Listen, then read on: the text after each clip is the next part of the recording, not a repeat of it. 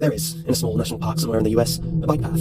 This bike path is hardly unusual. It is roughly 12 miles long and makes a circuit around a small lake. Most of the path is wooded, and it is regarded by the locals as a beautiful little place to take a breather and catch some peace and quiet.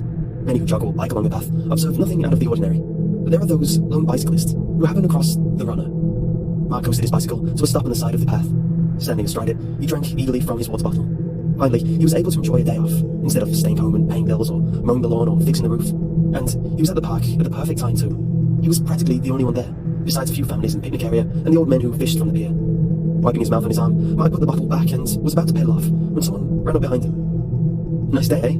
the young man said. He was tall and thin and wore a hooded grey sweatshirt and black running pants.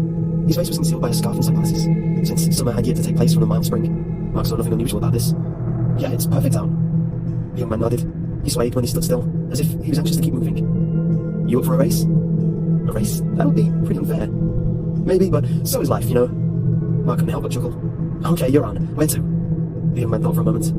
"Right past the 10th mile marker, by the old storm shelter." "Fine by me. That's a pretty good distance from here, though. You sure you can keep up?"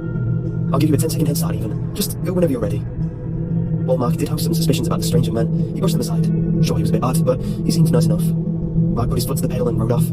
His speed was almost casual, and with good reason. The 10-second head start would let him build up enough speed to leave any jogger in the dust. "You know, you're going to have to do much better than that." Mark looked to his left to see the young man there, keeping an even pace with the bicycle, without moving at much more than a light jog. The 10 seconds had achieved nothing. How did he do that? Mark immediately shifted gears and began to put some force behind his pedaling. The bicycle shot off down the path. Mark kept his head low, cutting through the air with aerodynamic precision. The wind whipped around him, filling his lungs with cool air. The trees went by in a blur of green and brown. He kept pushing himself further, faster, faster, faster. There was no way the jogger was anywhere close to him. Turning his head to the side, Mark saw, to his dismay, that the young man was still there, matching his speed perfectly. But now, he wasn't even running on the path anymore. He went straight through the woods, dodging obstacles with the grace of a deer. Actually, it would be inaccurate to say that he even ran. He flew. His feet barely touched the ground before he took another leaping stride forward. His scarf waved behind him like a tail. The way he ran, Mark could imagine him laughing. Mark's amazement at this was numbed by the overwhelming sensory maelstrom his speed had achieved. There was no noise but the wind in his ears, no taste or smell but the chill air in his mouth and nose, no sight other than a stripe of grey in a sea of green, nothing to touch but the handlebars. Then the shelter appeared, up ahead on the side of the path, the finish line. Mark looked off to the woods. There was no sign of the young man. He must have left it behind. Redirecting his gaze towards the shelter, he gasped and hit the brakes hard. He screeched to a halt in front of the old wooden storm shelter. Twin streaks of rubber burned into the path behind him, and the young man standing in front of him. "Nice effort there," he said, not the least bit winded.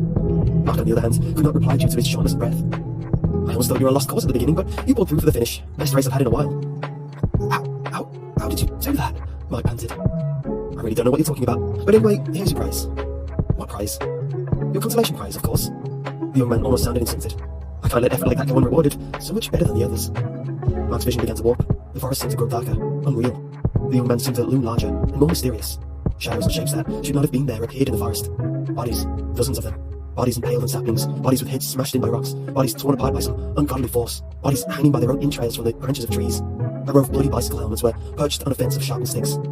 They were there, and they were not, shifting between the real, the imagined, and the forgotten. "Here's your prize, a word from the wise," the young man said, in a voice pitched the way no man's was. "The one who does not give his all receives nothing but his grave." The runner walked into the shelter and was gone.